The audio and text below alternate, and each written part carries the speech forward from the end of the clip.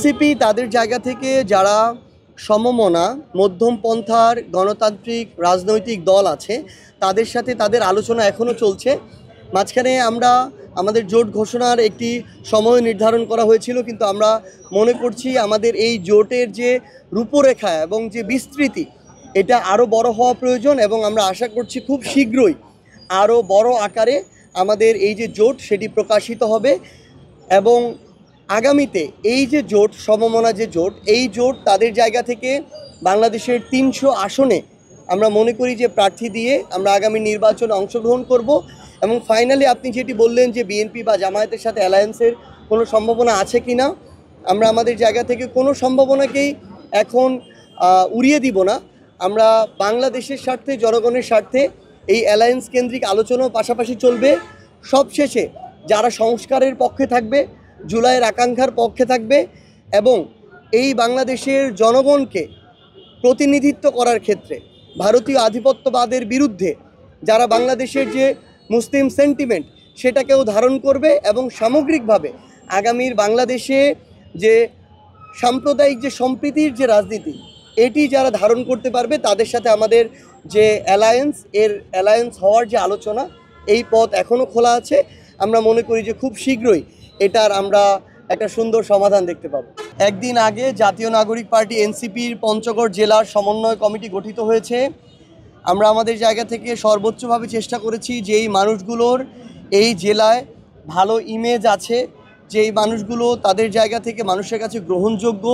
এবং রাজনৈতিক অভিজ্ঞতার জায়গাও আছে, রাজনৈতিক সচেতনতা আছে, আমরা তাদেরকে নেওয়ার চেষ্টা করেছি। আমরা একটা শর্ত আমাদের মাথায় সবসময় ছিল যে যারা ২৪ চলাকালীন সময়ে, জুলাই অভ্যুত্থান চলাকালীন সময়ে আওয়ামী লীগের যে কোনো ইউনিটে, যে কোনো অঙ্গ সংগঠনে রানিং পদধারী ছিল, আমরা তাদেরকে আমাদের আহ্বায়ক কমিটিতে বা সমন্বয় কমিটিতে শুধু পঞ্চগড়ে না, বাংলাদেশের কোথাও রাখি নাই। কিন্তু আমরা আরেকটা জিনিসও লক্ষ্য করেছি যে রানিং ছিল না, কিন্তু লোকটার ইমেজ কেমন, আমরা সর্বোচ্চ আমাদের জায়গা থেকে চেষ্টা করেছি ভালো ইমেজধারী মানুষদেরকে নেওয়ার জন্য। আমাদের জেলা সমন্বয় কমিটিতে আসার জন্য প্রায় ১.৫ শতাধিক নাম ছিল, সেইখান থেকে আমরা বাছাই করে মাত্র ৭১ সদস্য বিশিষ্ট কমিটি দিয়েছি। আমরা আমাদের জায়গা থেকে এই জিনিসটি লক্ষ্য করেছি, আমাদের এখানে এমন বেশ কয়েকজন মানুষ আছেন যারা পূর্বে অন্য রাজনৈতিক দল, যেমন ধরেন বিএনপি কিংবা জাতীয় পার্টি কিংবা জাকপা, এইরকম রাজনৈতিক দলগুলোর সাথে সম্পৃক্ততা ছিল, কিন্তু এটা ২৪ চলাকালীন সময় তারা রানিং এভাবে সম্পৃক্ত ছিল না, রানিং কোনো পদপদবিও ছিল না। তারা হয়তো ৫ বছর, ১০ বছর, ২০ বছর আগেও তারা রাজনীতি করেছে এবং আমরা ওই জিনিসটি দেখেছি, তাদের সাথে কথা বলেছি, তারা বলেছে যে তারা ওই সময় তাদের ওই রাজনৈতিক কালচার এবং তাদের যে রাজনৈতিক রীতিনীতি, তাদের নেতাকর্মীদের অন্তর যে দ্বন্দ্ব কিংবা শৃঙ্খলার যে অবস্থা, সামগ্রিক বিষয়ে তারা বিরক্ত হয়ে ওই চর্চা এবং আদর্শের সাথে নিজেদেরকে না মিলাতে পেরে তারা রাজনীতি থেকে ইস্তফা দিয়েছিল,